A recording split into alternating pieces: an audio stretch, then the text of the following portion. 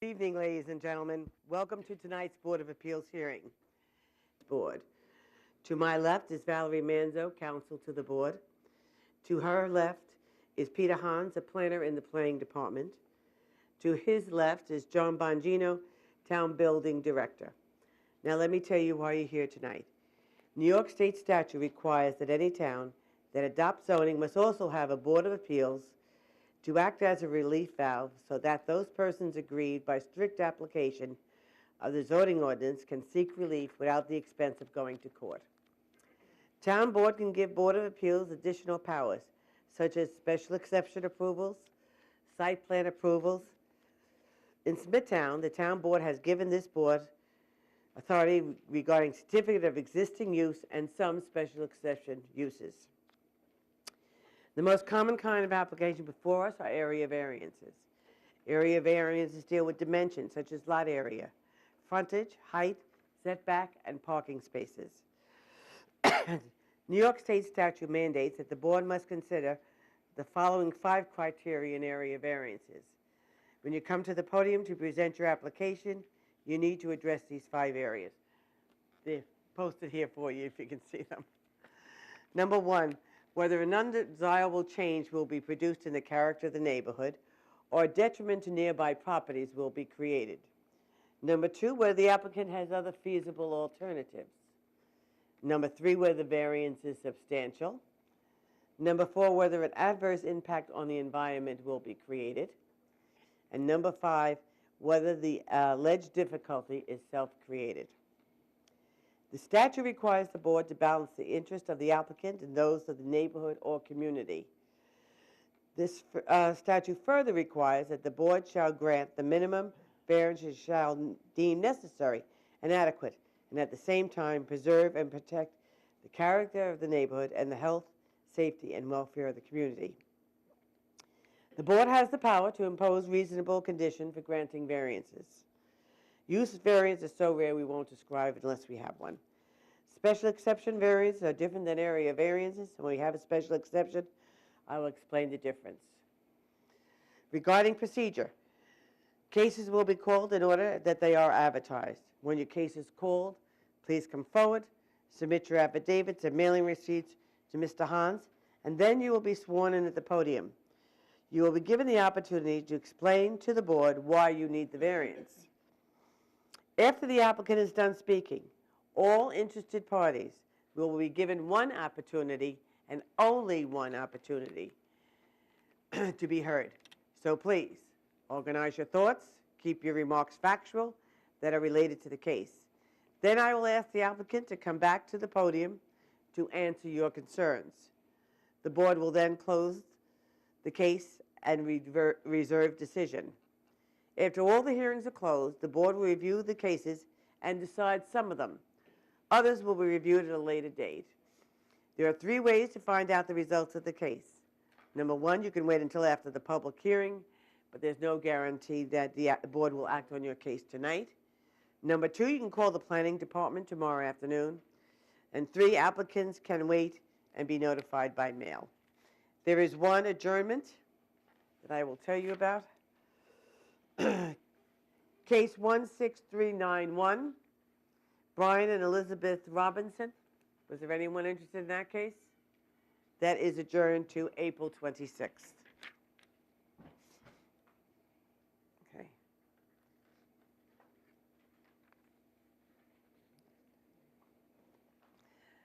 The first case tonight is case 16388, Jeanette Castello, 411 Sunset Lane, Smithtown, location, south side of Sunset Lane, west of Brookside Drive, Smithtown, property zone R21.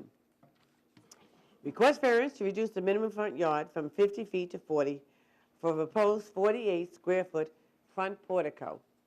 Reduce the minimum distance for paving along the east property line from 1 foot to 0. And your name, please? Jeanette Castaldo, Jeanette, what, your address, please? 411 Sunset Lane. Okay. Raise your right hand, please. You swear to tell the whole truth and nothing but the truth? Yes. Okay. Would you like this lady to speak for I you? sure would. Thank you. Her Thank name you. is Tracy. Hi. Yes. Do you have the affidavit? Yes. Should I give it to her? Bring him over to You Mr. can walk Hans. those over to him. Karen, please. Tracy Rivera, agent for the applicant. Tracy, you need to spell your last name, dear. Sure. Rivera. And your address. P.O. Box 636, Mauritius, New York, 11955. All right, raise your right hand. Do you swear to tell the whole truth and nothing but the truth? Yes. Thank you. Good evening, members of the board. Here, obviously, is the agent representing Jeanette Castaldo. Property located at 411 Sunset Lane, Smithtown. Tax map number 155-4-23 with property zoning district R21. We're here this evening for very minimum relief. We're here requesting relief for a front yard variance. As it is now, the property is supposed to be at a 50-foot front yard. We are asking to be at a, let me just find my notes. 40. Yeah, 40. As it is, the house itself already sits at 47 feet, so that the house doesn't even meet what the minimum requirements are. We're looking to do a front yard portico. It's most definitely in character of the neighborhood. I have pictures I'd like to submit of Fort 13 Sunset, which has a nice size portico, 46 Marivel, which is right around the corner, 23 Marivel, 24 Marivel, 412 Sunset, which is the property right next door. At the time of proposing this portico, it was brought to the property owner's attention that their asphalt drive and behind the drive doesn't meet the 1 foot setback it's supposed to be at. It's at 0 foot. She did purchase the property like this, didn't even know there was an issue. There seem to be other houses in the area. I'm sorry that I don't have photos. That's all right. They were forwarded over. Can I bring up the pictures? If you're going to submit them, they have to be labeled.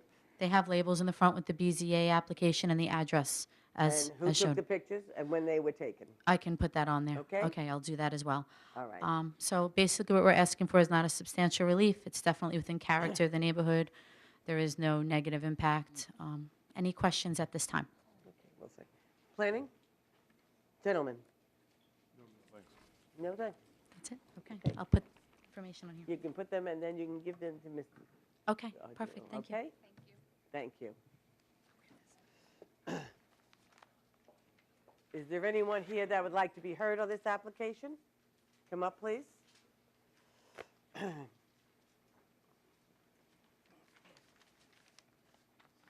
May I have your name, please? Lisa Merrill. I live at 410. Lisa, spell your last name, please. M as in Mary, Errell.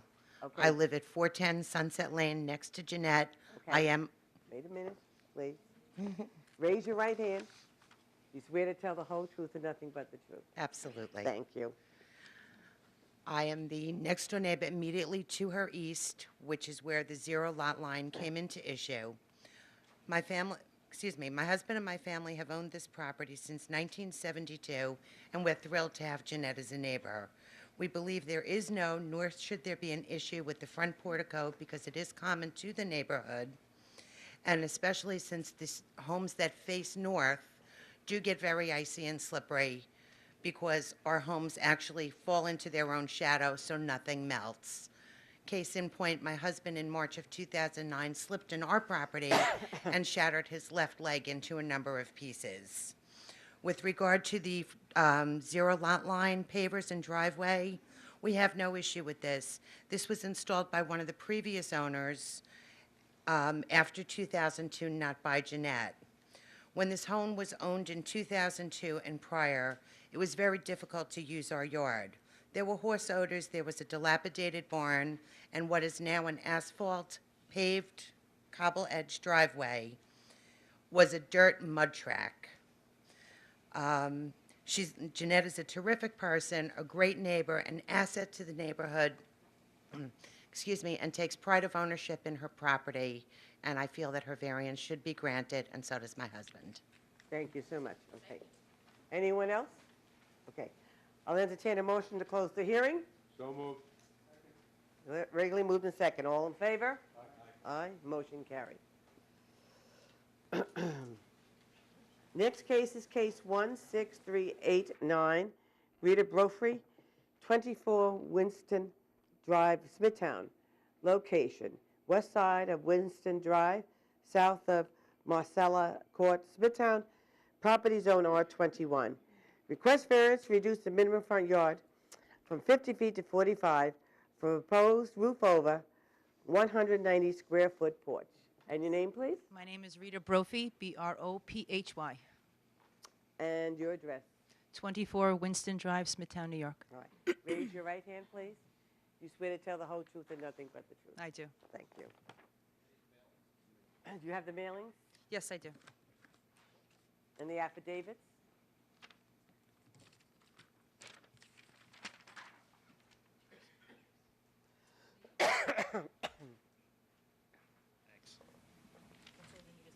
And that one. This just wasn't notarized, though. The original ones that I sent out, this is a copy.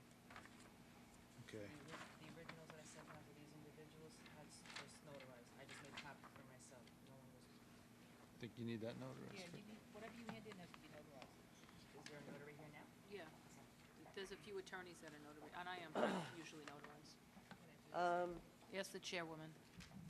She just needs a notary to All right. notarize her signature. All right, you know what? Let me hear the case. And I guess Mr. Tramarko may be outside. All right. There is an attorney here that might notarize it for you. Great, because the originals that I sent to the individuals were notarized. It's just, I just had a copy of the ones with the addresses with no change. I didn't know this needed to be submitted. Okay. I'm just going out an extra 5 feet to make a portico, and I'm going from 50 feet to 45 and requesting just a variance for my extra 5 feet of property to be used.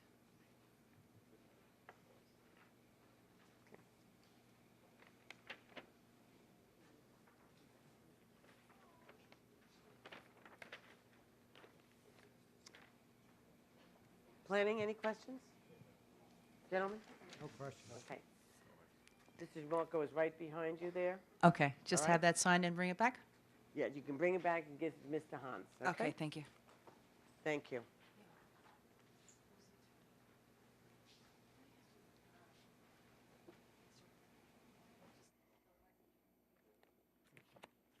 We have you working. I know.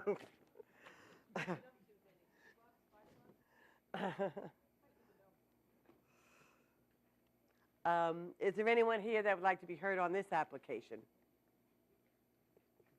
Okay, hearing none, I'll entertain a motion to close the hearing. So moved. Lily moved in second. All in favor? Aye. Opposed? Motion carry. Next case is case 16390, Andrea Vitale, 12 Overhill Drive, Smithtown. Location, northwest corner of Overhill Drive and Inglelow Court, Smithtown, property zone R21. Request variance to reduce the minimum side yard from 16 feet to 10 for proposed 1,474 square foot second floor addition. Name is Edward Moulter, address 425A. Wait a minute, you're not the applicant. I am the agent for the applicant. I need the applicant. I am the applicant. Are you the applicant? These are the two homeowners. Okay, let me That's have the Andrew. applicant first. Okay. And I need the postings. And I need all the postings and the, If I have all that. all right. Bring that to Mr. Hans first. Okay. I also have consent. Do I give that to him now or The what? consent from the neighbors? No, that goes to me. Thank you. Okay, let's start now. Your name. Hello, my name is Andrea Vitale. My address is 12 Overhill Drive, Smithtown. Okay, raise your right hand, please. You swear to tell the whole truth and nothing but the truth. Yes, I do. Okay. Now, would you like this gentleman to speak for you? Yes, I would. Okay. Are you going to speak? No. Okay. So Name is Edward Moulter, spell your Ed- last name, Edward. Molter. Address is 425A, New York Avenue, Huntington, New York. I am. Raise your right hand, please. Okay. You swear to tell the whole truth and nothing but the truth. I do. You can sit down. Yeah. You're fine. I'm here tonight representing Mrs. Vitale, located at 12 Overhill Drive in Smithtown. We are seeking relief for the following ordinances: reduce the minimum side yard setback from 16 feet required to 10. We're looking for a minimum relief. Mrs. Vitale is in need of the approval because of her spatial requirements They are adding a second floor to their home so their son's family can move in with Mrs. Vitale. Mike is a New York City police officer, as well as his girlfriend, and they just had their first child recently. Since Mike and his girlfriend are both New York City police officers, their schedules can have conflicts with childcare. That is why Mike and his new family want to move in with their mother to facilitate childcare for their new son. There will be only one kitchen on the premises, which will be shared by all people living in the house. They're also developing over the garage to give the home much more curb appeal and make it look like the garage was forgotten. I also have photos of other houses in the neighborhood that have done a similar thing. I think this addition will add some curb appeal to the house and increase the property values of all the neighboring homes. I've also given the chairperson 7 consent forms from all the neighbors surrounding Mrs. Vitale. Anybody have any questions? Well, let me just say, it's very nice that neighbors do write these letters, but we have to base our decision on the 5 criteria. Okay. You realize that, okay? Yep. And there is no decision tonight, because you don't have a secret from the environmental department. Okay. Okay? So we'll have to wait for that. Planning, is there anything? John and I are just reviewing the floor plans. Yes. To just make sure that it doesn't meet the definition of a mother-daughter. As they stated, there is one kitchen, so, that helps. But again, John and I are reviewing the floor plan Okay. right now. It's not intended to be an apartment. No, it will not be an apartment. There will always be only one kitchen on the premises at all times. In the event the son moves from the premises, it will not be rented? There will not be rented. The son and his girlfriend and their new child will be living on the 2nd floor. Andrea will be living on the 1st floor of the house. No other questions?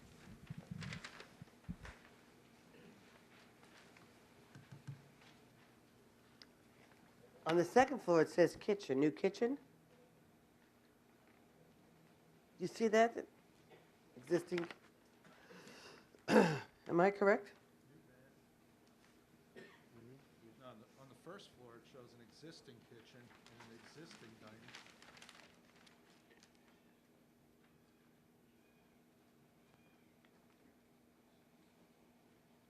I don't see a kitchen on the 2nd floor. Isn't the 2nd floor? It's mislabeled? here's the existing kitchen. Right. And then I see this. New kitchen. These plans. You want to look at these, please? Sure. That was the actual set of drawings that was filed with the building department to get the building permit. I know there was a scheme at one time that they were thinking about doing a mother-daughter, but they have since thought about not doing that at this time. So we're not using these plans at all? We're using the full-size plans that we have over there. Yeah, these plans are different than what Yeah. Mr. Bongino has. And we don't have the new plans, huh?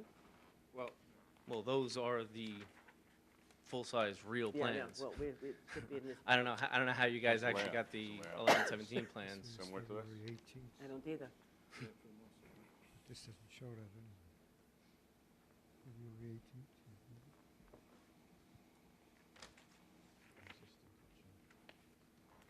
The plans are similar, except that the kitchen's been removed from this set of drawings, and it's just a enlarged living area with a vaulted ceiling. Okay. Like I said, through the development of the process, the Vitales were going to have a second kitchen, and they were going to go for a mother-daughter, but they have since decided that's not in their best interest to do that. They want to just share one kitchen.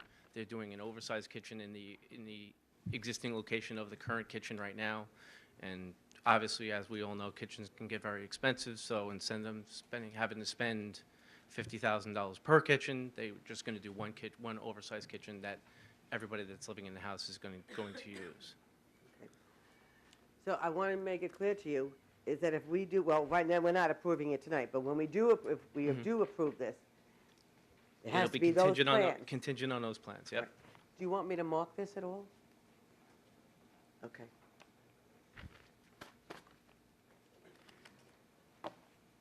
Okay. Any other questions? Thank you.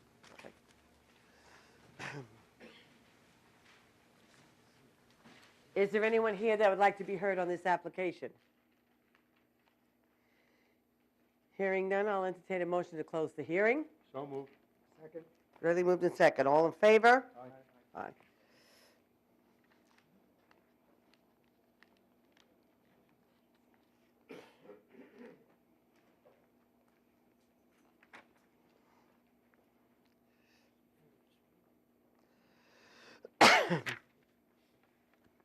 Okay, case 16391, Brian Elizabeth Robinson has been adjourned to April 26th. Next case is case 16392, 920 Realtor North Shore Chevy, 920 Middle Country Road, St. James. Location, southeast corner of Middle Country Road and Cambon Place, St. James. Property zone, WSI. Request variance to reduce the minimum front yard setback from 50 feet to 44 for a front portico, Middle Country Road. Reduce minimum landscaping area from 8% to 6.3% of lot. Increase the maximum height of a wall sign from 15 feet to 19, west building. Increase the number of wall signs from 1 to 2, west building. Increase the maximum height of a wall sign from 15 feet to 26 feet 6 inches, east building. Good evening, members of the board. My name is Carmine Grasso from Cataldo Grasso Architects. I represent 920 Realty LLC, who's the owner of the property. I've submitted the mailing and posting receipts, and I submitted the power of attorney from the owner. Okay, and the power of attorney is fine? Thank you, okay. Go ahead. Swear me in? Or? Raise your right hand. Do you swear to tell the whole truth and nothing but the truth? Yes. Thank you. As I said, my name is Carmine Grasso from Cataldo Grasso Architects. I represent 920 Realty. They're the owner of North Shore Chevrolet of Smithtown, located at 920 Middle Country Road in St. James. We're requesting the following variances. First variance is to reduce the front yard setback from 50 feet to 44 feet 10 inches for a new front entrance element on the the west building of the property. The second one is for an increase of the maximum height of a wall sign from 15 to 19 feet for a sign on that building. Another variance is to put 2 wall signs on the same building, on the west building. The fourth variance is to increase the maximum height of a wall sign from 15 feet to 26.6 on the east building. And the last variance was a variance to reduce the minimum landscaped area between the public right-of-way and the parking area from 8% to 6.3%, which is an existing condition. So I'll start just one by one on the variances. The first variance, the front entrance element, right now, the existing building is right at the lot, at the setback line of 50 feet. We're planning to come out slightly from the front of the building to bring the setback down to 44 feet 10 for a front entrance element, which is the signature of a Chevrolet. It's a fairly small encroachment, and it's a nice looking element on the front of the building, and I think it'll help, make the building look better. The second variance was for an increase to 19 feet on the wall sign on that same building. That's that sign right there, the Chevrolet sign with the logo. Much smaller, unfortunately hard to see. It's over here in a color rendering. Again, that's part of the Chevy signature. The reason it's set at the height it is it fits proportionally in the new front entrance element. It's centered in the space above the entrance area and the top of the front entrance element. It's in character with the other car dealerships in the neighborhood, which there are many. The next request is for a second sign on that same building. That's the Smithtown sign. That sign meets all the other requirements of a wall sign, just that it's a second sign on a building. Again, it fits in with the character of all the other dealerships in the area. In fact, I submitted photos of other car dealerships. They pretty much all have multiple signs on the building. Some of them have even up to 5 signs on their buildings. The next request is for an increase in the sign height from 15 feet to 26 feet 6 inches on the east building. That's their building where they're going to have their trucks and their pre-owned vehicles. Right now, the building is existing like this with this large front entrance element on it. There is a temporary sign on the building right now, a temporary banner sign that's in almost the same location, maybe slightly lower than where this is by like maybe a foot or so. It sounds like a very big request going from 15 to 26.6, but when you're seen in proportion to the rest of the building and the other buildings in the area, it feels like it fits in. It's in character with all the other car dealerships. The last request was a request for a variance to maintain an existing condition, which was reduction in the landscape area from 8% to 6.3% between the parking area and the right-of-way. I've since found out, since this application has been submitted, that there was a BZA approval of this 6.3% reduction years ago, so that really kind of makes this application, this request moot. Okay. And in response to the variance considerations, the variance would not cause produce an impact on adjacent properties because they're minor requests and they're in character with the other dealerships in the area. I don't feel that the request is substantial because it's a minor reduction in the front yard setback, and the signs, again, will be in character with the other dealerships. It cannot be achieved by an alternative because the existing structure is right on the front yard setback line, so in order to create the entrance element, we have to encroach on the setback, and the signs are required by General Motors as part of their requirements. Variance would not cause an adverse effect on the environment because the proposed construction is going to match the existing construction. The landscape reduction, again, is existing, and the signs, again, are in character with the other auto dealerships. And the difficulty was created by the applicant because he wishes to construct an entrance element which encroaches on the setback, and the signs are not in conformance with the town ordinances. So if you have any questions, I'll be glad to answer them now. A few things. Yes. You know we go to the sites. Yes. Okay. Couple of things that you need to correct. Number one, the lighting needs to be turned down. Okay. The lighting is, all right, facing up instead of Right. down. Okay. Okay? Second, you need to remove all those signs that are on those little signs that's on state property. Okay, which signs were they? Well, those little, Yeah. Yeah, all right, I They're know which all ones you're over- talking about. It's like little billboard things on the ground? Yeah. Okay. And you have to remove that sign that says service. I don't know why that's up there. All right, that's on the pylon sign. Yeah, Yeah. they have like a banner that says service with an arrow pointing to the service department. okay. Okay. And the other thing is, and I don't know what happened, but I was told that you removed trees.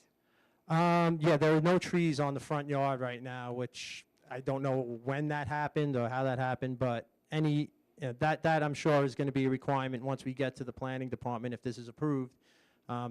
My client will have to, abide some by the town codes. landscaping. Yeah, you'd have to put the street trees in or whatever is required by the planning department. By site plan review, you mean? Yes. Okay. All right, let me turn it over to planning. I think you nailed everything on the head. I was just going to reiterate what you said. As far as the setback, BZA case 13531 was approved December 2001, and that reduced the front yard setback from 25 to 6. So as Mr. Grasso said, that setback request is kind of moot.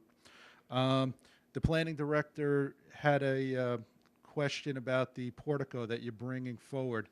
Obviously, the signage over the front doors would be illuminated, but the blue structure itself, that's not an illumination, right? No, that's just a blue-colored To facade. match the truck building? Yes.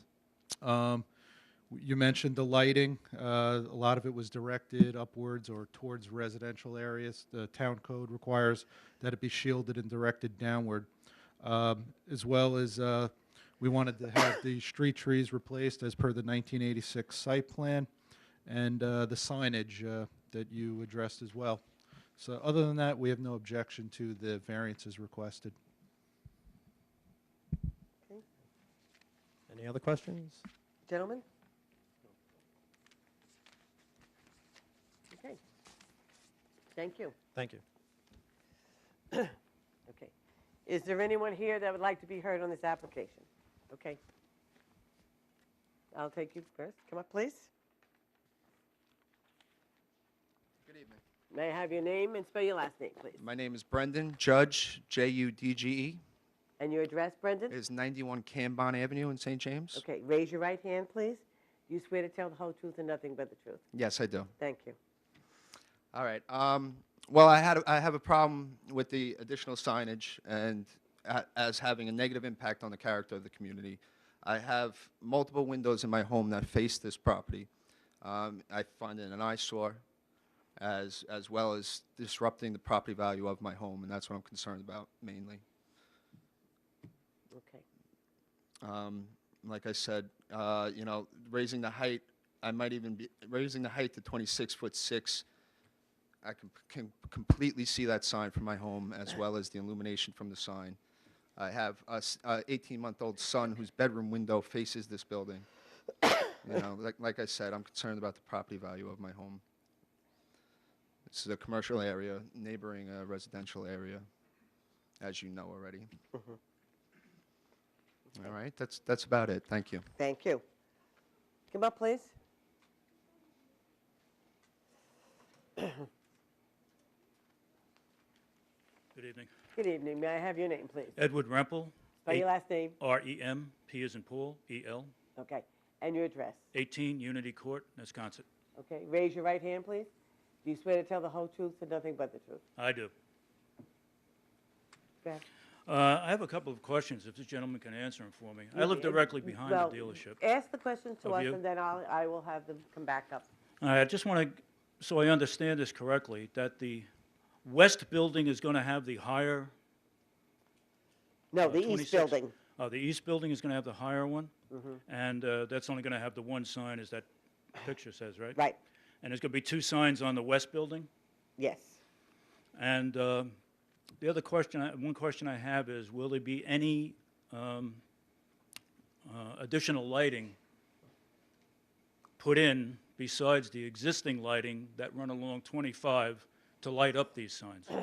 I will ask him that. I don't believe so, but I will ask. Second question is, if there isn't, will there be any modifications made to the existing lighting that run along 25 to further illuminate these signs? Well, you know, the lighting has to be shielded and pointed down. You know that. That's on Well, the property. I understand that, but it's not. So that's why my questions are... I know it isn't, because yeah. yeah. All right, and the other thing concerning the landscape area, there'll be no further encroachments along the southern rear border or Cambon Place or on the east border. Whatever is there will remain exactly the way it is. Right. Is that my understanding? Right. All right, thank you. And they're probably going to have to do some landscaping. All right, thank you. Okay. Anyone else? Okay. Carmine? Hi, thank you. Yeah, in response to your question, there is not going to be any additional lighting. The only lighting for the signs will be interior illumination of the signs themselves. There's not going to be any light shining on them, and as we discussed before, my client is going to have to meet the town standards for the existing site lighting, where they'll have to be turned down to face down and shielded away from the residential properties. There is not going to be any site work whatsoever for landscaping, other than adding the landscaping that's going to be required by the planning board. Okay. Thank you. Okay. I'll entertain a motion to close the hearing. So moved. Gregory Moon, second. All in favor? Aye. Motion carried. Do I have everything? Okay. Next case is case 16393, Michael Jeffreyon, 37 Glen Lane, Kings Park. Location, west side of Glen Lane, north of Glen Lane, Kings Park. Property zone R10. Request variance to reduce the minimum front yard setback from 40 feet to 31, reduce the total side yard setbacks from 28 to 25 for an existing 310 square foot porch. Increase the maximum paved surface in the side yard from 25% to 42%. And your name, please. Mike Jeffrion, Geoffrion. Okay, and your address, Mike? 37 Glen Lane in Kings Park. All right. Raise your right hand, please.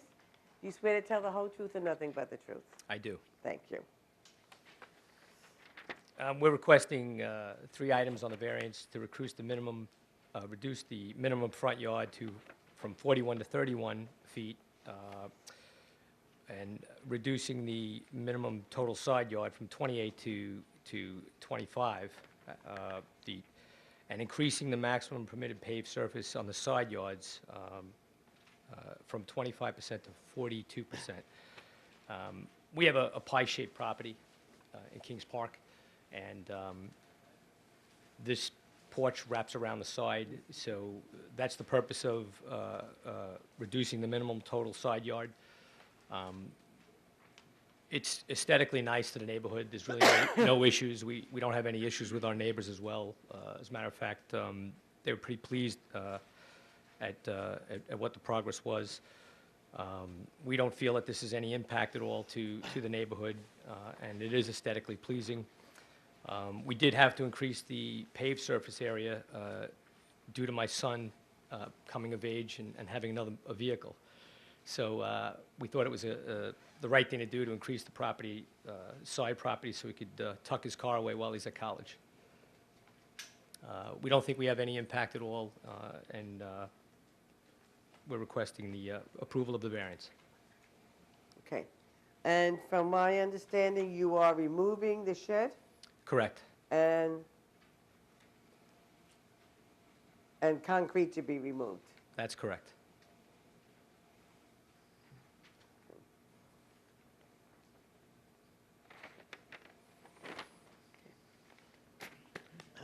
Planning? No comment. Gentlemen? Okay, thank you so much. Thank you very much.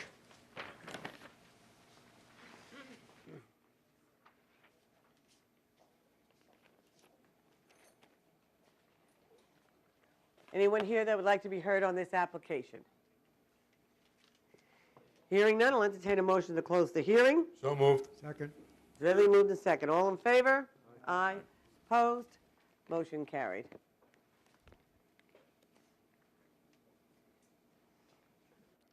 Okay. Mr. Tramarko, I'm assuming you are for the next 2 cases? Yes. I'll read both cases? Yes. At the same time? Okay. Please. Okay. Case 16394, Kismet Home. I'm not going to do with the location is west side of Browns Road, north of Eklund Boulevard, Nesconset. Property zone R10. Request variance to reduce the minimum lot frontage at setback line from 75 feet to 73 for a 2-story single-family dwelling. Next case is case 16395. Location, west side of Browns Road, north of Eklund Boulevard, Ronkonkoma. Property zoned R10. Request variance to reduce the minimum lot frontage at setback line from 75 feet to 70 for a proposed 2-story single-family dwelling. The reason I'm stop for a minute, one says Wisconsin, one says Ronkonkoma. Do we know what it is, Peter?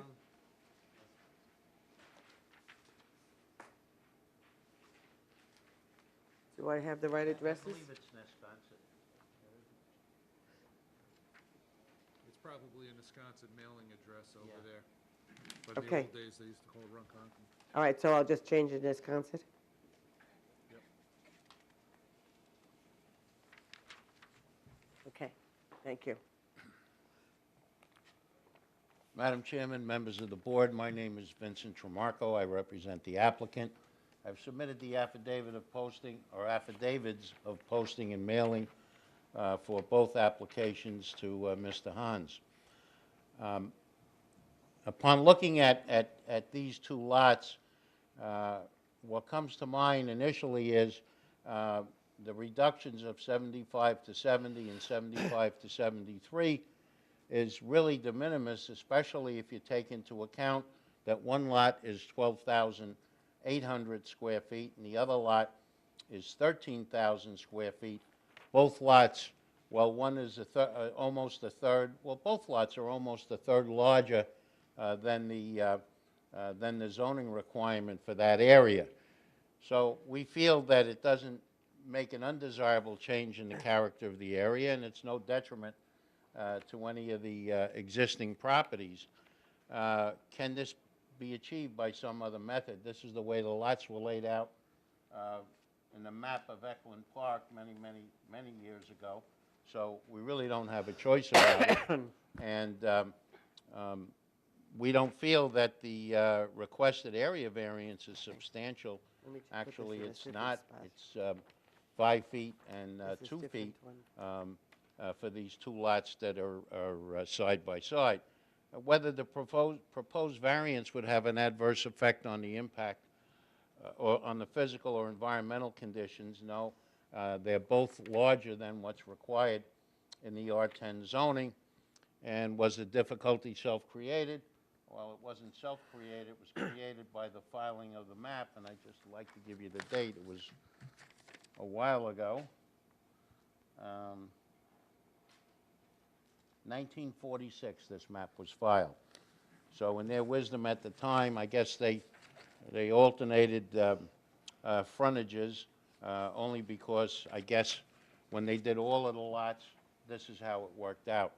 So we asked the board for its favorable consideration. If you have any questions, I'd be happy to answer them. I also have the principal of Kismet Homes here tonight. Okay. Planning? No. Gentlemen? No, no. Right. Okay. Okay. All right. I'll take 95 first, whatever. Let me see. This is, which one is this? This is 94, 95. 95.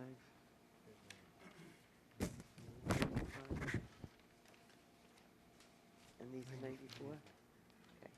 These are 94, those are 95. Yep. And this is 95. Okay? Perfect. Okay, and here's your picture. Is there anyone here that would like to be heard on this application? Come up, please.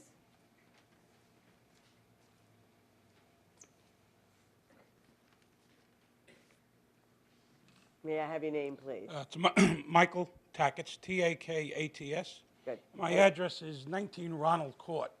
And these homes, Just wait a minute. Before you do anything, raise your right hand. Do you swear to tell the whole truth and nothing but the truth? I will. Yeah. And you know what? Lift the mic so you don't have to bend over. Okay. I have nothing against them building the two face homes. this board, please. Okay. Address this board. My backyard faces this property on Ronald Court. My backyard goes. I was here a year ago, and I don't know if it's the same builder, but they were going to build the homes, and there's a water table problem with a low water table. So at that time, they were going to do basements, and everything got, it was at least a year ago. So I don't know if there's basements in these homes because of the water problem. I'll ask. And I don't see anything that it's environmentally sensitive land. So they haven't asked for that. So I'll see what the test hole and everything is. Okay. All right? Because the water table is very low in that area, very low. All right.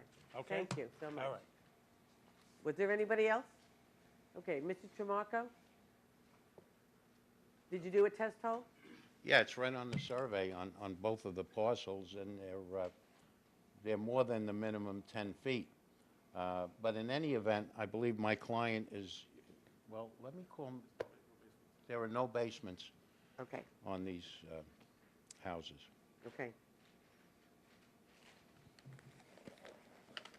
There was only one test hole done on each piece of property? Test hole right on the center. It was in the center of the two pieces. Okay.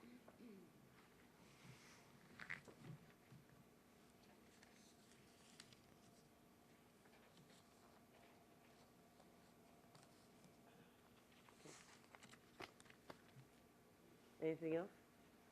No, I'm just going to wait for the next case, if it's Oh. okay with you. All right, so let me close this hearing. Okay, I'll entertain a motion to close the hearing. So moved. Billy moved in second. All in favor? Aye. Aye. Motion carried. Okay.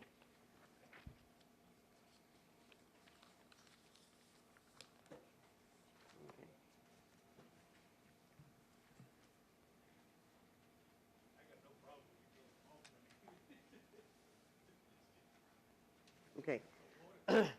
Next case is case 16396. Now, forgive me for this. Is it Fahudi and Fahudi Group? Inc. Inc. Czar Cafe. Well, 413 Lake Avenue, St. James.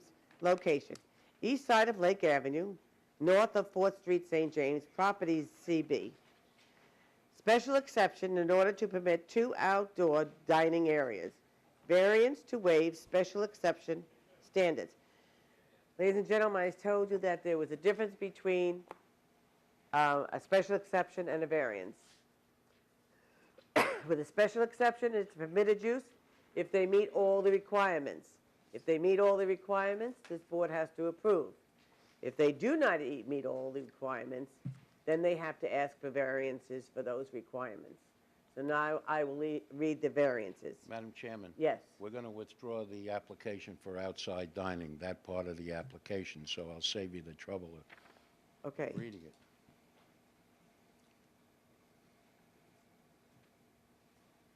So what do we, all right, wait a minute. In order to permit outside dining. There's a front yard setback. All right, wait a minute. Waive, why? We're gonna, so I guess the waive the special exception requires adequate buffering, I'm sorry? that's gonna be waived to, It's going to be withdrawn. It Withdrawn. is withdrawn. okay, right here, okay. Okay, reduce the minimum front yard from 10 feet to 0 for an existing 54 square foot canopy.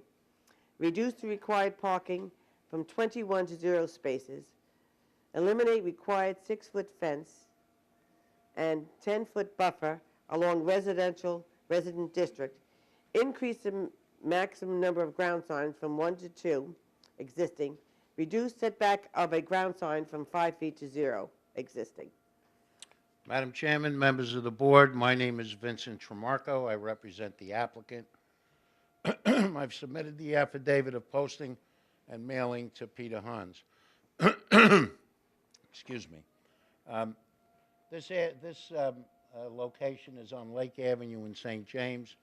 It's in a central business district where, as you well know, many of the properties are right on the line, and the setbacks from the boundary line in the front yard go from 0 to maybe 10 feet all along that strip. We request the board to grant us the variances with respect to the canopy and the second ground sign.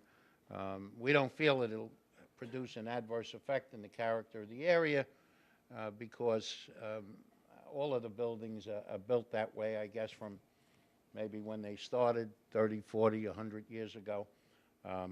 What was the benefit?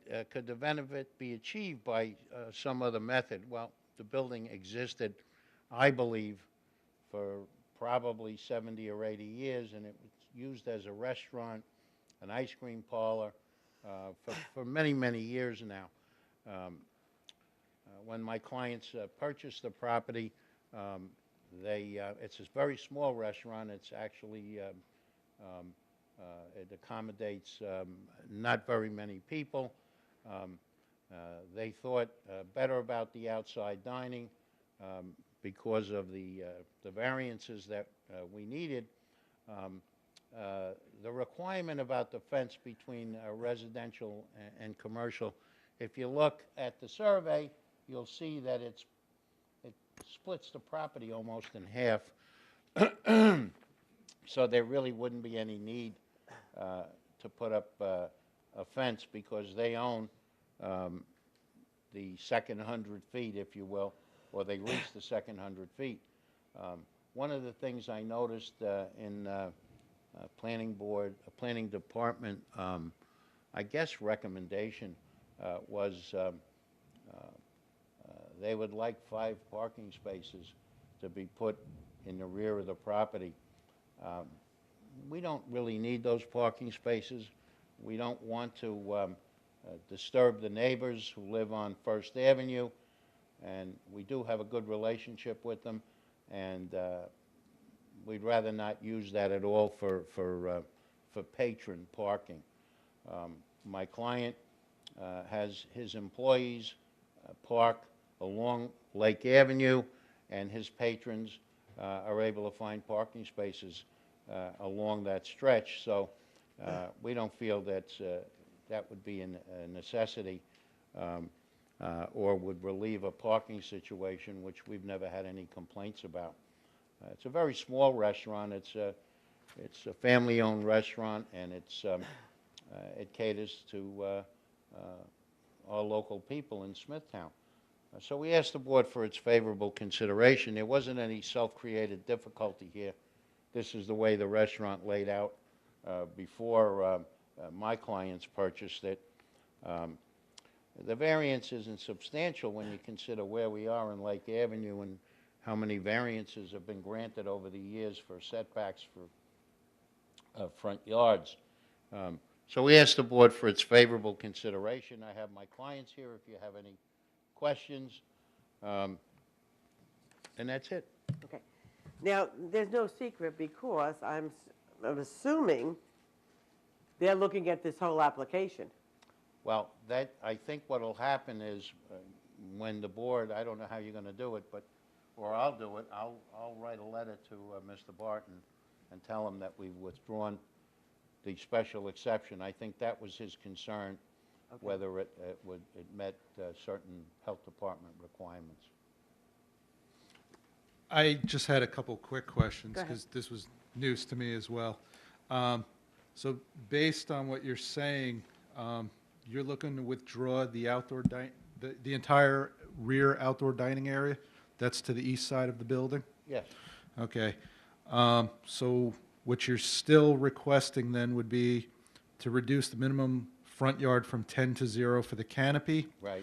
Increase the maximum number of ground signs from 1 to 2 that's existing, and to reduce setback of a ground sign from 5 to 0 existing. That seems to be what would remain if you eliminated the outdoor dining area in the rear. The other question is the function of the front patio. Do you seek to legalize that as an outdoor dining area? Is it an outdoor dining area? No. Because that would meet the criteria for a special exception. Just one moment. Okay.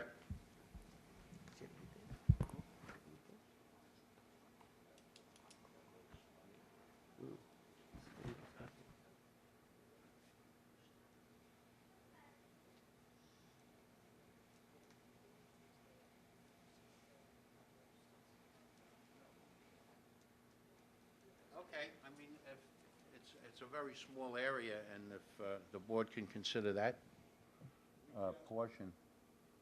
Calculated the front parking area, outdoor dining area at about 200 square feet.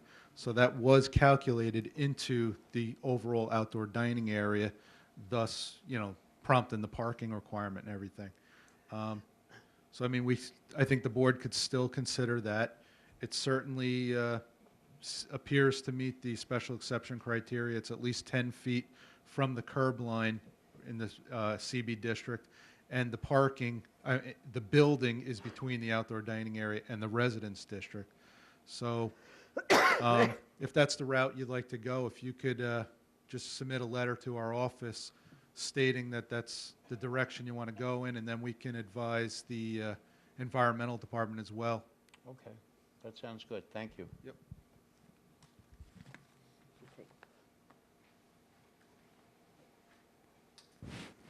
Is there anyone here that would like to be heard on this application? Come up, please.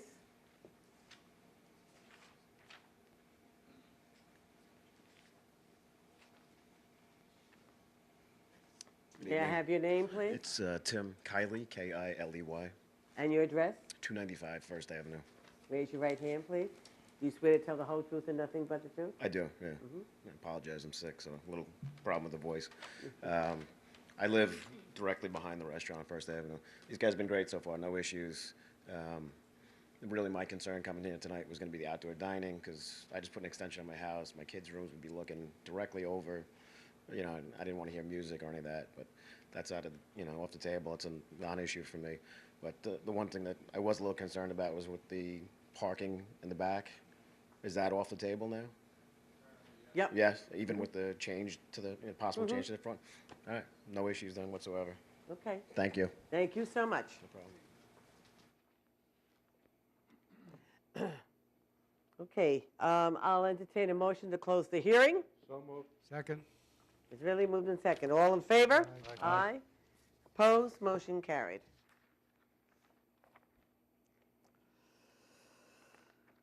Okay,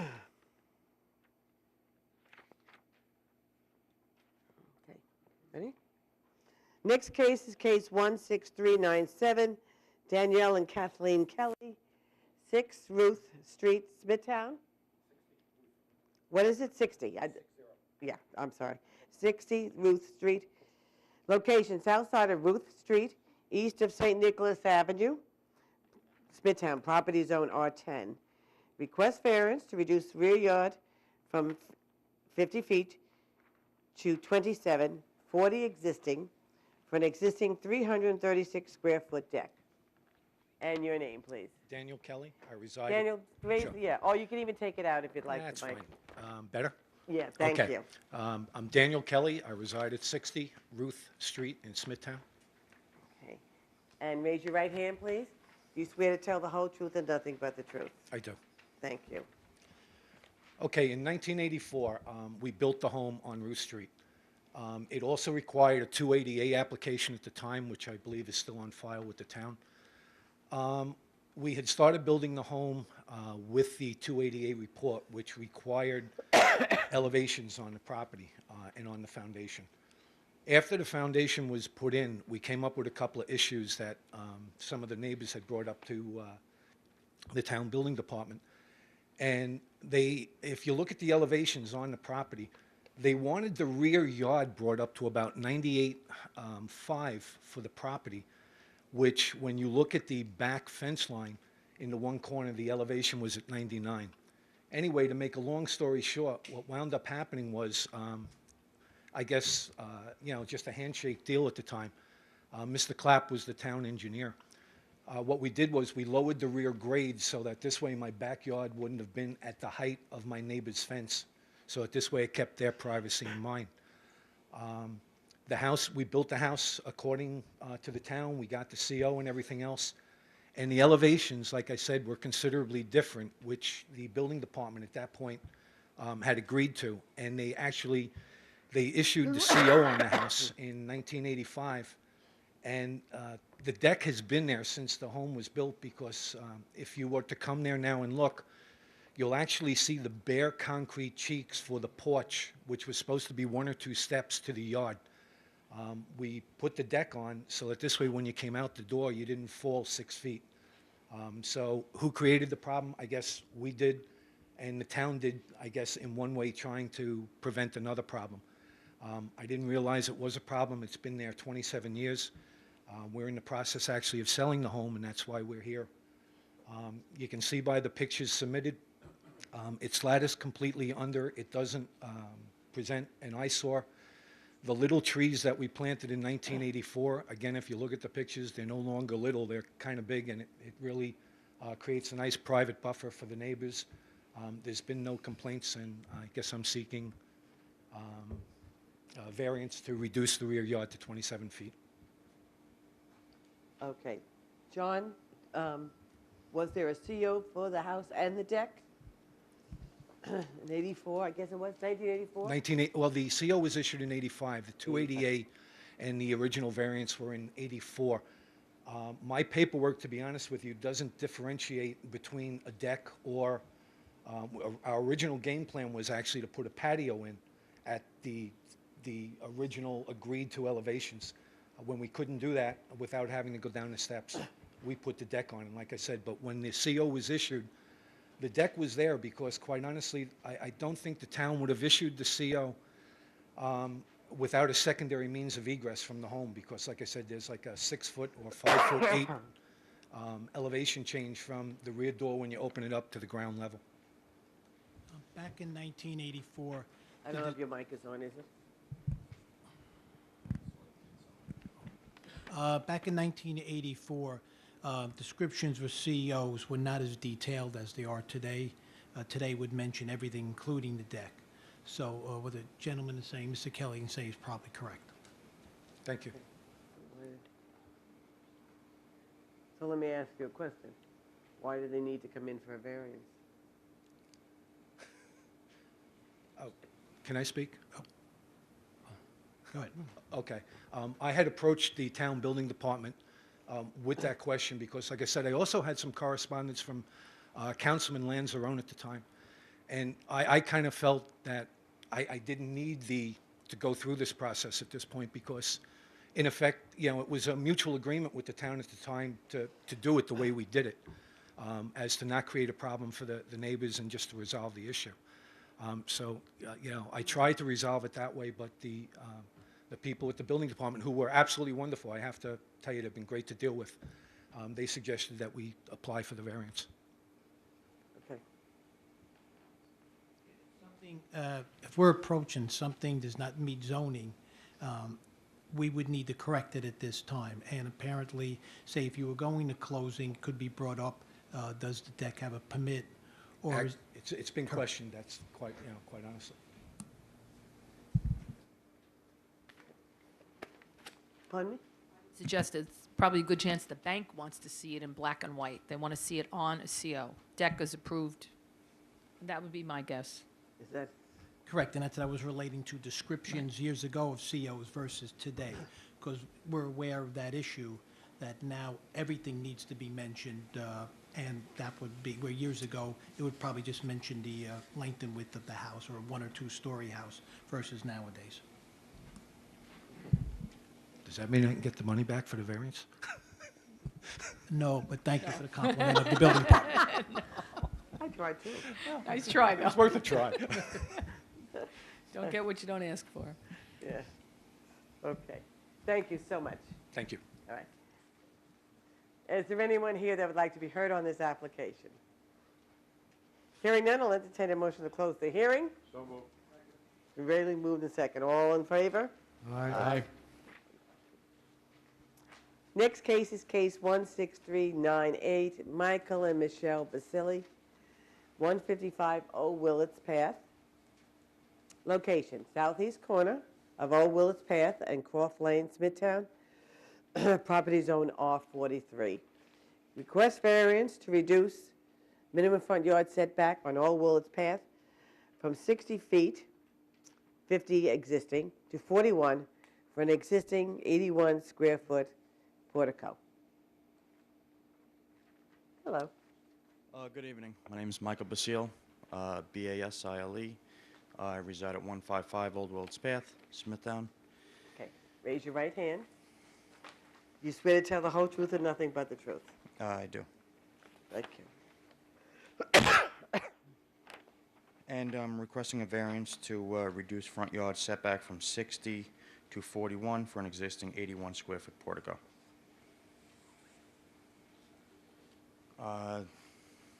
There is no adverse effect on the construction of the portico. Strictly cosmetic. And that's it. That's my request. Okay. Planning? Gentlemen? Okay. All set? Unless someone objects. Is there anyone here that would like to be heard on this application? Hearing none, I'll entertain a motion to close the hearing. So moved. Second. Ready to Thank move you. to second. All in favor? Aye. Aye. Opposed? Motion carried.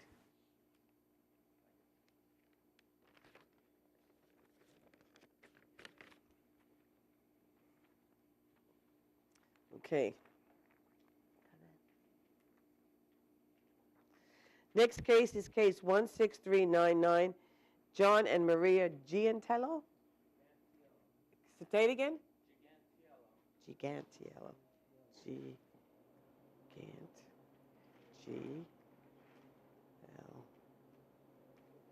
L. Oh. What happened?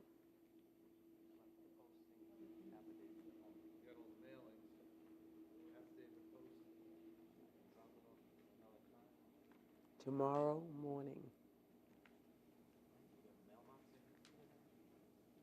The planning department? You know where we're at? No, I need you to bring it to the.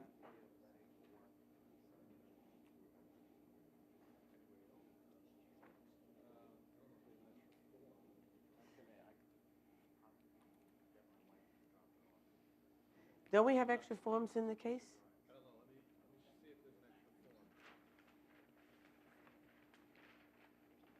You have only one form, one case there? Oh, you have the other case there?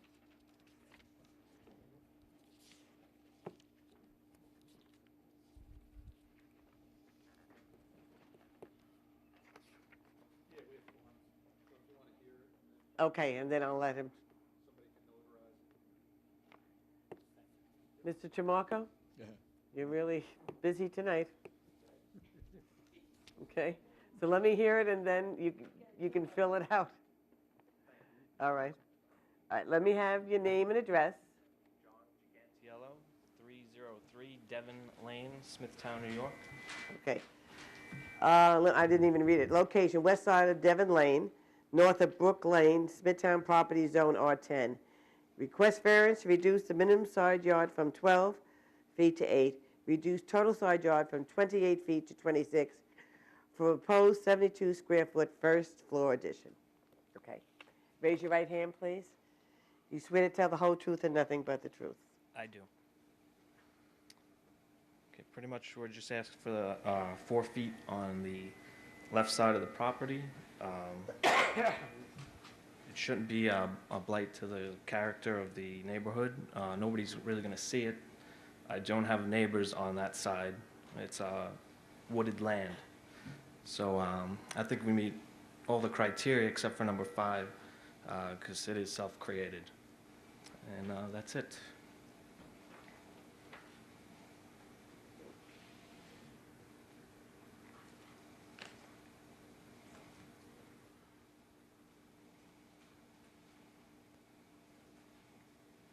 Planning, any questions?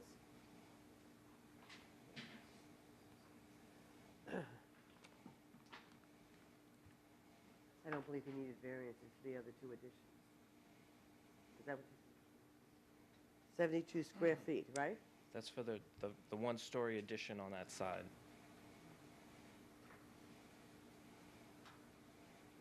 You want me to multiply it?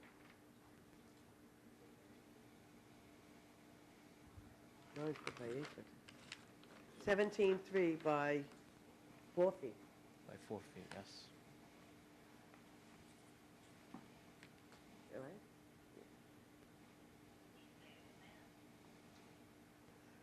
Okay.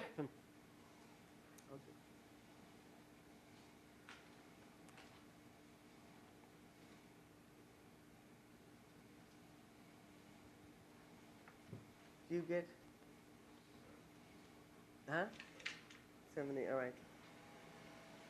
Close enough. We wanted to make sure. We added a few more feet. Oh, you want just to make sure. Okay. Okay, any other questions? Okay, is there anyone here that would like to be heard on this application? Hearing none, I'll entertain a motion to close the hearing. So moved. Second. Really moved in second. All in favor? Aye. Aye. Opposed? Motion carried. Good night.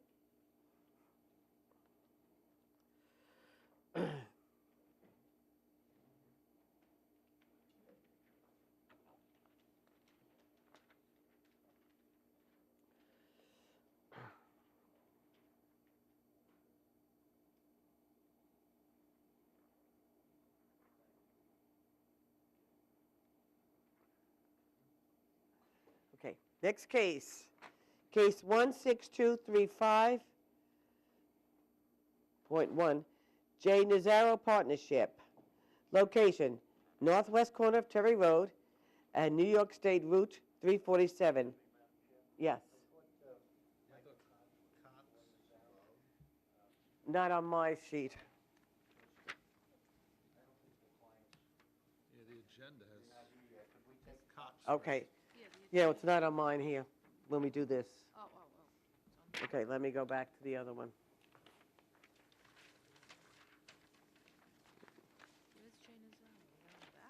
What? Yeah. Yeah, on the back it is, but not when they do the printout. Yeah, I have them. It's just in different order from this, from what we use. So I'll go to Michael Cox. Okay. Case 16359, Michael Cox, 154 Oakside Drive, Smithtown. Location, west side of Oakside Drive, north of Landing Avenue, Smithtown, property zone R43. Request variance to increase the maximum occupancy of a required rear yard from 20% to 40%, existing pool, court, and canopy. Not canopy. Cabana. Increase the maximum permitted paved surface in rear yard from 20% to 29%, existing. Increase the maximum permitted paved surface in side yard from 25% to 66%, existing. Reduce the minimum distance of an accessory structure from any lot line from 10 feet to 0, court.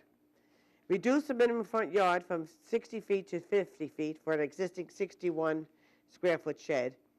Reduce the minimum front yard from 60 feet to 23 for proposed 264 square foot shed. Increase the height of a proposed 264 square foot shed from 15 feet to 17. Reduce the minimum front yard from 60 feet to 22 for an existing generator. Reduce the minimum front yard from 60 feet to 0 for an existing 6.5 foot gate. Permit environmentally sensitive land to be altered. Slopes in excess of 15%. Permit a structure within 10 feet of environmentally sensitive land. Slopes in excess of 15%. Now, Mr. Tramarko, this case has been heard, and everything is on the record. The only thing I think we're here for is that we sent you all the documents that were presented to us for your review. So I think that's the only thing that we're here for tonight. Yeah, and my opportunity to comment on it. Okay. Strictly with respect to what Mr. DeRubius saw fit to send this board, compilation of approximately, I don't know, 13 or 14 documents which he thought were relevant to this matter. One of the things that there was a coastal consistency report that was given to the town board, and basically it suggested a 60-foot wide easement for access to the cemetery. And I mention that because later on I'm just going to go back to that for a minute. We did a tremendous amount of work with respect to this project, even before Mr. Cox bought the property from Vito Poveromo. Mr. Poveromo had an archaeologist come in and do his thing, and then there came a time when, and Mr. Cox in 2000, and Mr. and Mrs. Cox bought this particular piece of property. It's an acre and a half. I believe Mr. Poveromo retained about 2.5 acres. And when he first bought the property, and he closed on the property, and this is very important, there were no covenants. There was nothing to tell my clients where these buffers were to be located.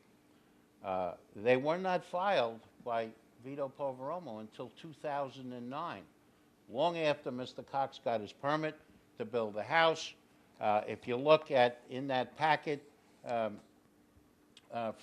Frank DeRubius puts in the planning card, and that planning card, I'm sorry, the building card, it goes through when the pool was built. The pool was built in 2007.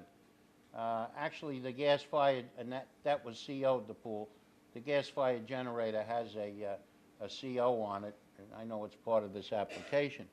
And there were some retaining walls that were applied for. When these retaining walls were built, and I asked Mr. Cox, actually it was his idea, he took a lot of pictures, and all of these pictures were done, all of this construction, the retaining walls, the sport court, all of this was done before the house was built. He couldn't have built these things afterwards because there was no way to get in and out of the property. So there was a lot of thought about how this was to be constructed.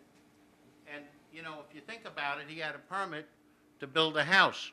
One of these pictures shows the foundation, the corner of the foundation. I guess I can hand it up if you want. It shows the corner of the foundation. So the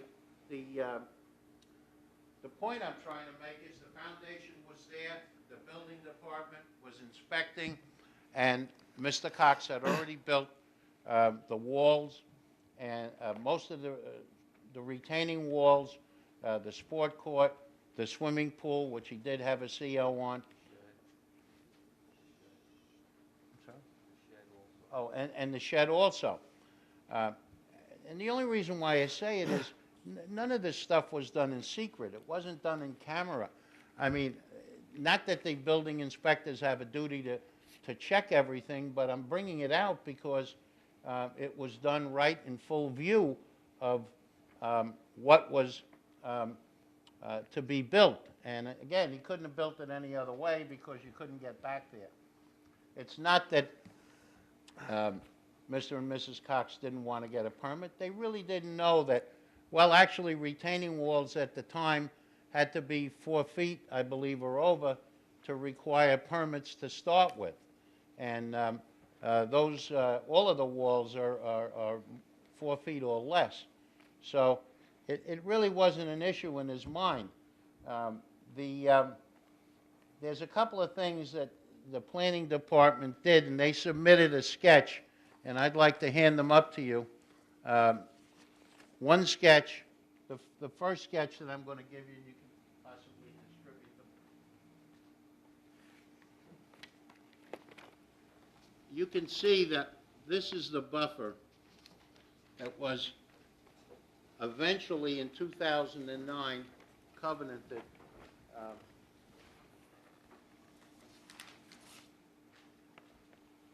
Now, if you look at that, and you look about the fact that there's 1.5 acres of property, but when you look at this, there really isn't a lot of places to build anything. Now, there probably would be a good argument to say, well, Mr. and Mrs. Cox shouldn't have built what they built because there was this buffer there. But bear in mind, please, they didn't know that this buffer was there because it was never filed. It wasn't on the file map. The covenants and restrictions were filed in 2009, long after Mr. Cox completed most of the construction on the property. And if you look at this buffer, it practically takes away the use of his property. Anyway, he didn't know about it. So we tried to enter into some sort of a compromise, some way that we could work this out with the town and work it out so that Mr. and Mrs. Cox could enjoy their property, and the town would gain the benefit of buffering. Although I don't know why the town needs buffering. The DEC already issued a permit. There's buffering. There's trees between the Cox house and the water, so the guy in the canoe can't see Mr. Cox's swimming pool or most of the goings-on at the property. But that's the rule, and we complied with the rule. We planted many, many trees and shrubs. So we went to Frank DeRubius and said, look, how can we work this out? DeRubius comes up with two alternatives. One, he says, the cemetery needs access. We want access for the Parks Department to take care of the cemetery. The other alternative, he said, was give us an 8-foot wide trail at the perimeter, at the back part of your property, so the hikers, when they're walking through the country club, can keep walking behind Mr. and Mrs. Cox's property and go wherever they would go after that. I think they'd stop short because then there's Vito Poveromo's property, and I'm not sure he would do anything like it, but that's not an acceptable alternative. I don't know that I want anybody walking behind my property, having paid to have the peace and quiet and the tranquility of being on the Nesquag River. In any event, so we came back, and then he said, look, this 75 by 200, 15,000 square feet, you have to give to the town. If you give this to the town, we'll make this all better. I said to him, look, the real problem here is you want access, and we can give you an easement over the property to give you access to the cemetery. It certainly doesn't have to be 72 by 200. I mean, that's absolutely, it doesn't even make any sense.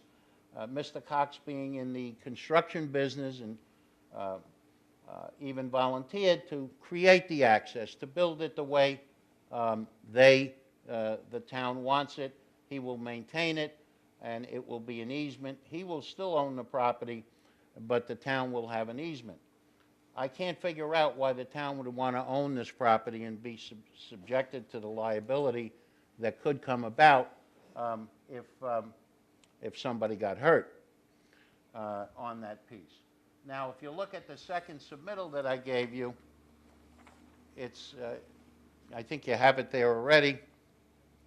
Yes, Mr. Valentine has it. This is what was drawn out by the planning department. I don't know who drew it, maybe it was Frank himself, but this is what he wants us to dedicate, to give to the town.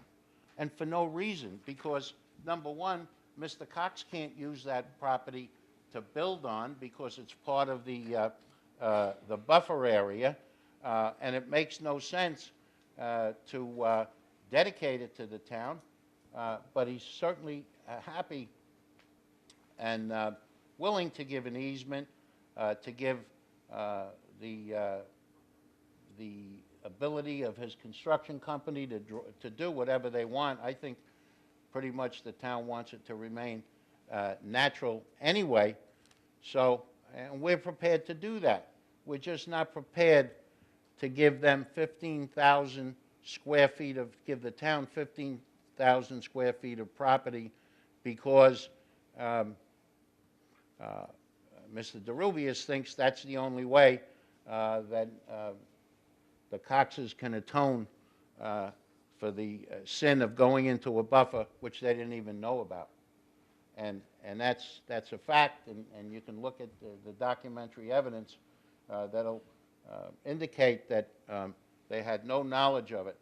Now, as I said, the retaining walls didn't require a permit at the time, and I guess when you think about a sports court, a flat piece of asphalt or whatever it's made out of, why would that need a permit? Obviously it does, and that was our mistake, but it certainly wasn't intentional. And all of these improvements, including the pool house, which is open on 3 sides, will not have an adverse effect or produce a change in the character of the neighborhood, because this is really at almost the end of Oakside before it starts to go around again, and nobody is going to see the improvements that are there, not even the people who row around or ride past in a boat. It's all been protected and made sure of by the DEC and the town. Can the benefit be achieved by some other method feasible to pursue. Well, again, if you look at the shape of the property, this is really the only places where these additions could have been put. The basketball court, which you see on the other drawing, the proposed pool house. There's really no other place to do it. It's kind of an odd-shaped piece of property. So this was the way to build it. Whether the variance is substantial, well, when you think about it in really what's logical here, and the fact that even the planning department or Mr. DeRubius doesn't think it's so terrible, because he says you can make it all good. All you got to do is give us this 15,000 square feet of property. And we're saying, we'll give you access. If you feel you need 20-foot access, 30-foot access, fine. We'll do it, and we'll even build it so that there is access for the planning department. Will it have an adverse effect or impact on the physical or environmental conditions in the neighborhood? Again, nobody even knows it's there. Nobody sees it. It's tucked away in the back on the river. So the river isn't going to be affected. The people on the river, none of the neighbors will be affected. And and there is no environmental conditions in the neighborhood. And again, the state granted a permit for all of this stuff. So, you know, this is the last step in a long trek of perhaps misunderstanding. It certainly wasn't intentional. Mr. and Mrs. Cox built a beautiful house on the water there. They spent a lot of money, a tremendous amount of money for the land, and God knows how much they spent building this house. If you see it, everything is meticulous. Everything is as perfect as it can get. So we asked the board to consider this, and really, again, if you think about what Frank DeRubia said, he said, look, if you do this, if you give us a path going in the back of your property, we'll recommend approval to the Board of Appeals. Or you dedicate 15,000 square feet of property. The only difference that we propose to the town is we want to continue to own it. It makes sense for us to continue to own it. There's no sense in the town taking 15,000 square feet. We'd even have to do a lot line adjustment if you want to follow the technical rules of what happens when you cut property off of a piece of property. And there really isn't any need for it. If any of the members have gone to this property, you've seen that this is really the only way you can build, with retaining walls and step retaining walls. And whenever we did need a permit, whenever the town gave us a call or an inspector came and said, well, you need a retaining wall here, you have to take away the ramp you have going down to your basement and put steps in, all of these things we complied with. So we're at the end of the journey now. We asked the board to consider this application favorably to my clients. And, you know, this is their dream house, and I think they're done now, with the exception of the pool house. Again, we ask for your favorable consideration. I have Mr. Cox here. I don't know if he wants to say anything, but you want to say something? No, you pretty much said it all. Okay. Again, please look at this and give it some strong consideration. There really is no reason for us to dedicate property to the town. I don't even know why the town would want it. They'd have the liability of it, which they really don't need. So thank you. All right, Mr. Trabucco, I have a few questions. What I don't understand is why restricted covenant was not put in. Isn't this what the LWRP asked for, as far as a restricted covenant? Yes. And that's not what you put in as a restricted covenant? No, you see, it's my problem because I'm not clear. The covenant was put in by Mr. Poveromo in 2009. 2009, we had purchased the property, we built the house, we got a CO, we built the swimming pool, we got a CO. It's not a question of, we didn't know that there was this covenant. We didn't know that what you see in that diagram is what was presented to the, initially to the LWRP, and then I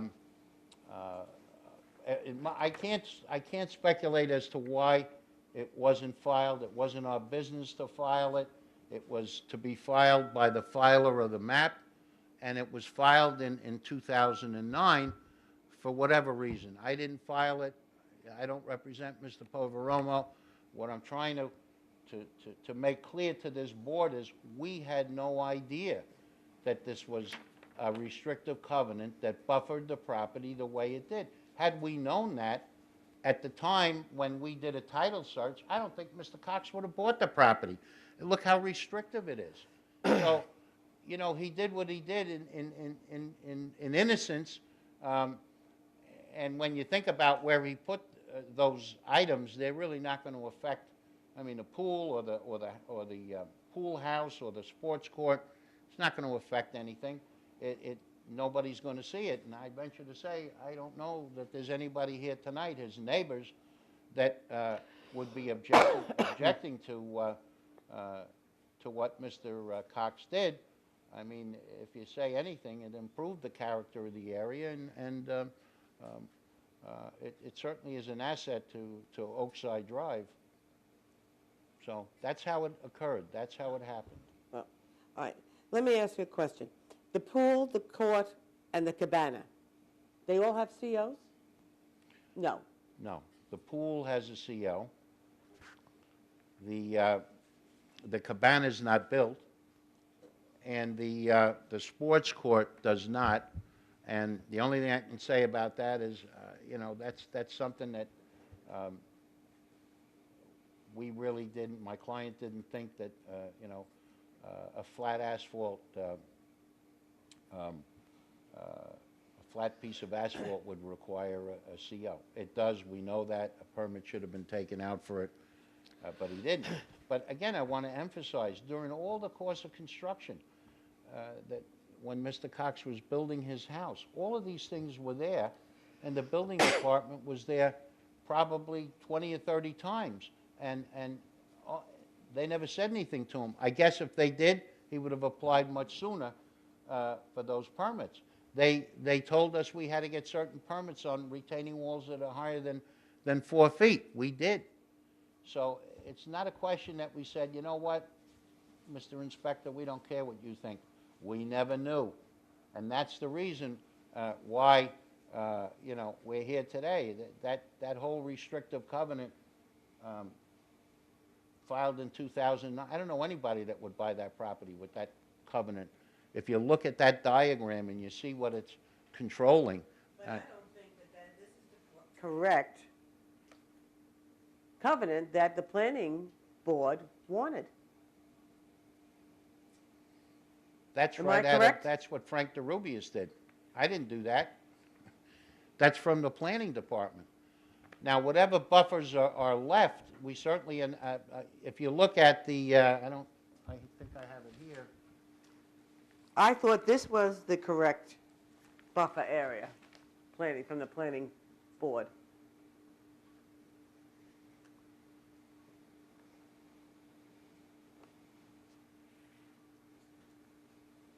No, this is all too. I don't think that's correct. Well, okay, well, Madam Chairman, if you look at this, then this cabana is okay. Obviously, the pool is okay, but it's in it. I mean, again, I didn't draw it. This was done by the, I'm going to say Frank DeRubius, but I don't know who else would have drawn it. Somebody must have drawn it for him. And this is what is in your package. If you look, I took these out of your packages that he gave you. This area here is what he wants to be dedicated to the town, to the cemetery. This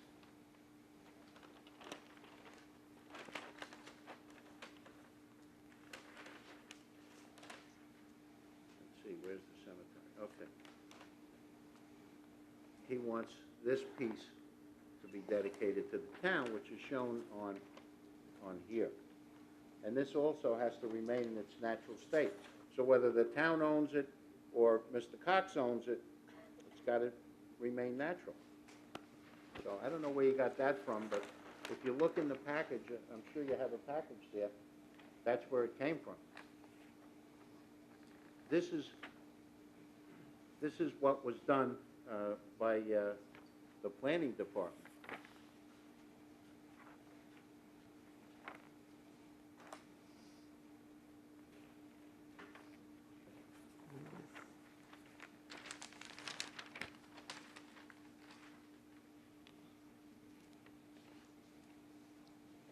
See what I'm looking at here? This is what it says by the LWRP. Why this was...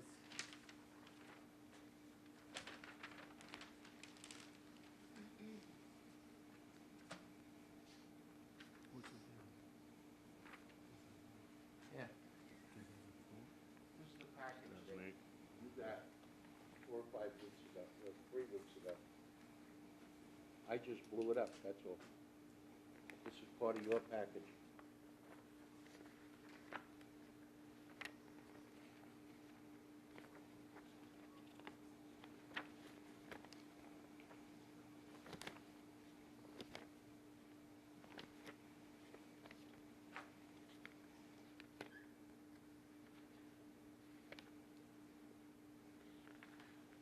A good example is the swimming pool was permitted and CO'd. If the building department even knew about these covenants, they wouldn't have permitted the swimming pool to be permitted and CO'd in that area. That's what's so ironic about it. It's you know, it's a combination of errors, but nobody's fault.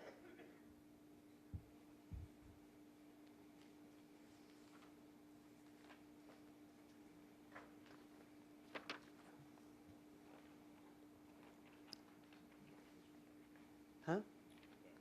You think that one's right? So you think the planning board made that to be the restricted covenant? Or the buffer?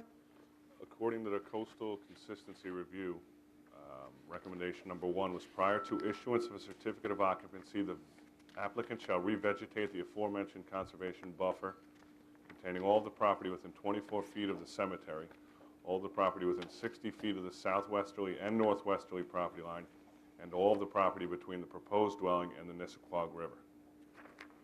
I'm assuming that's that drawing that Yes, you were talking about? that's what that depicts, you're right. Yeah.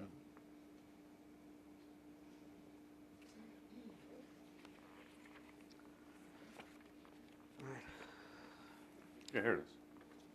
Yeah, I know. But what is that?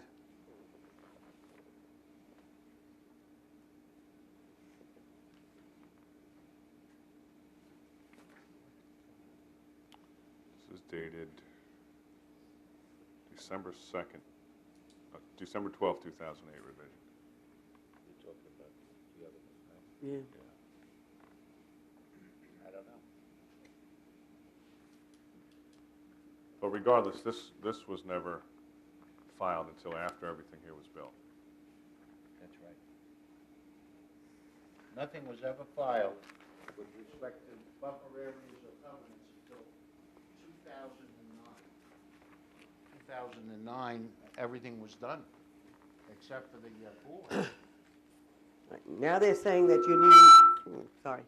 Now they're saying that you need, it's pending LWRP. I'm sorry? It's a pending LWRP. That's fine. We'll go back to the town board. We don't have a problem with that. Okay. I'm sorry? Has that application been submitted? No, because I don't know where you're going with this.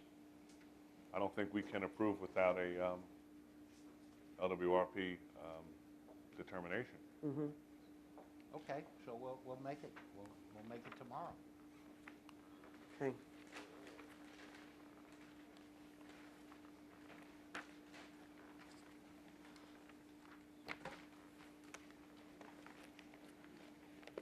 And everything else is what we approved, the size of the house? It's not larger than what we approved?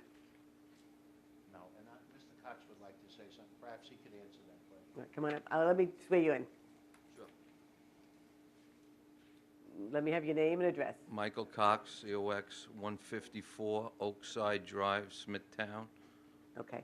Do you swear to tell the whole truth and nothing but the truth? I do. I didn't hear the last question. I said the size of the house is the correct dimensions that was approved by the first LWRP? Correct. Okay.